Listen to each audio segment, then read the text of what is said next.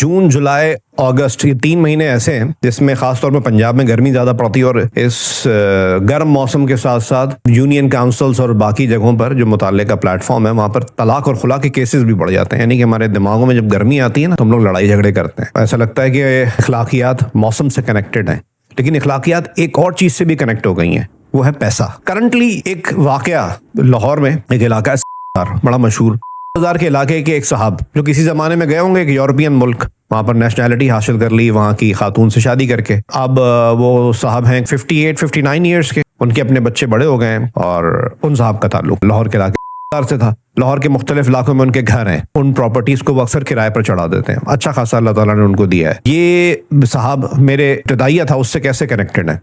इन साहब ने रिसेंटली अपनी उम्र से कोई 30 साल कम यानी कि 20 से 21 साल की लड़की से शादी की। और वो शादी कैसे हो गई? एक ज़माने में ऐसे जो ऑकवर्ड बिल्कुल अजीब डिफरेंसेस वाली जो शादियां होती थी इस बुनियाद पर होती थी कि जी लव मैरिज है और लड़की घर से भाग गई। I am sorry for this word, लेकिन नॉर्मली यही वर्ड यूज़ किया जाता था। लेकिन अब तो माँ बाप की रजामंदी से ये शादी हुई है। अब इतना डिफरेंस है तो शादी कैसे हो गई? क्या प्यार हो गया था? नहीं, कनेक्शन कहीं बना किसी के जरिए। वो लड़की भी लाहौर के इलाके सब ही है। वो लड़की का जो ख़ानदान है वो उसको आप गरीब तस्वुर करें तो ज़्यादा ही बेहतर होगा। वो मिडिल क्लास या लोअर मिडिल क्लास में भी नहीं आता है। लड़की खूबसूरत। वो जो साहब हैं यूरोपियन मुल्क से जो आते जाते रहते हैं, उन साहब ने 58-59 ईयर्स होने के बावजूद अपनी एज और बड़े बड़े बच्चे हैं शादी कर लीजिए 20-21 साल की लड़की से। लड़की को जब वो अपने घर लेकर गए, एक छोटा सा घर उन्होंने दिखाया कि ये घर मेरा था और आज से तुम्हारे नाम है। लड़की के घर वाले माँ बाप भी खुश और ये बात पहले बता चुके थे। और जो आप सोच रहे, मैंने आपको बताना चाहा ना कि भाई शादी क्यों हुई थी, इस एक वजह की बुनियाद पर ही हुई थी कि जी घर हमारे नाम करेंगे। घर जी लड़की को बोला कि तुम्हारे नाम है। सादे लोग थे, उन्होंने बोला सही है हमारे नाम है, ओके जी हमारे नाम है, हमारा हो गया है घर। वो साहब अपनी नई नवेली बेगम के साथ 30 साल 31 साल छोटी बेगम के साथ वो उस घर में रहते रहे।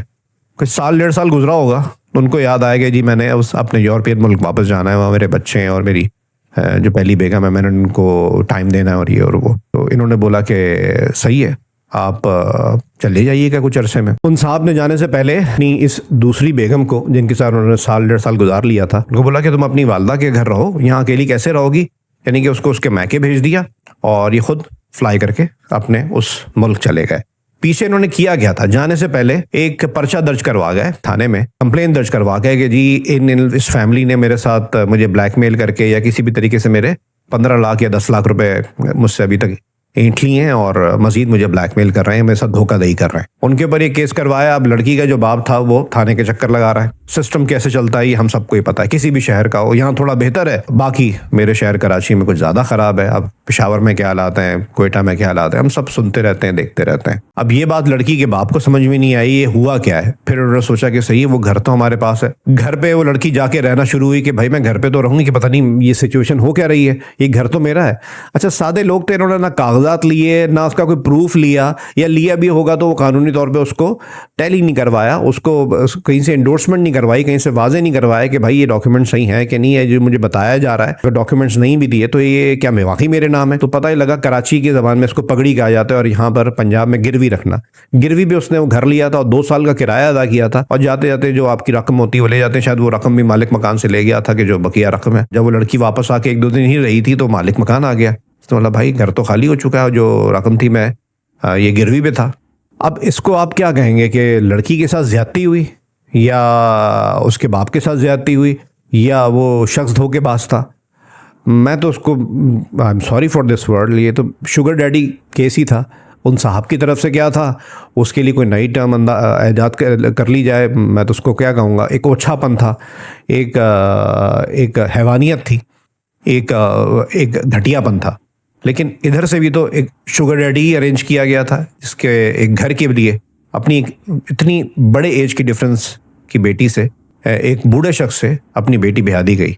ये पाकिस्तान में रिसेंटली मैं देख रहा हूँ बहुत ज़्यादा हो रहा है। आप सब ने भी नोटिस किया होगा, पढ़े लिखे स्ट्रगलिंग नौजवानों को रिश्ते नहीं मिल रहे हैं। लेकिन ये जो शुगर डैडीज आ रहे हैं ना, खासतौर पे ओवरसीज़, वहाँ पर भी उन्होंने बेगमात रखी हुई है और यहाँ पर आके वो शादियां कर लेते हैं, बहुत ही कम उम्र लड़कियों से करते हैं। ये चीज़ डिस्कस नहीं हो रही है। लड़कियां उनके जाल में क्यों फंस रही हैं? क्योंकि जो स्ट्रगलिंग जो पढ़ने लिखने वाले लड़के हैं, जहाँ उनके रिश्ते हो सकते हैं, जो उनके हम उम्र हैं, थोड़े बहुत डिफरेंस हैं, वो उनको वो एतमाद नहीं दे पा रहे, माली तौर पे वो डिपेंडेंसी नहीं दे पा रहे, तो वो लड़कियां उधर अट्रैक्ट हो रही हैं। और अब ये वाला मामला लड़की अकेले डील नहीं कर रही, कुछ मामलात में माँ बाप भी शामिल होते हैं। और एक चीज़ और, उन साहब ने निकाहनामा नादरा में रजिस्टर ही नहीं करवाया था, यानी कि अपनी शादी नादरा में रजिस्टर ही नहीं करवाई थी। तो हम कुछ चीज़ों में आंखें बंद कर लेते ना। उस लड़की ने चलो एक फैसला ऐसा कर लिया था तो कर लिया था, कानूनी तहफ़्फ़ुज़ तो हासिल करती है। कानूनी तौर पे वो बीवी भी नहीं है और कानूनी तौर पे उस घर की मालकन भी नहीं है जो उसके बारे में बताया गया था कि ये आज से तुम्हारे नाम है। Keep watching Millie Look.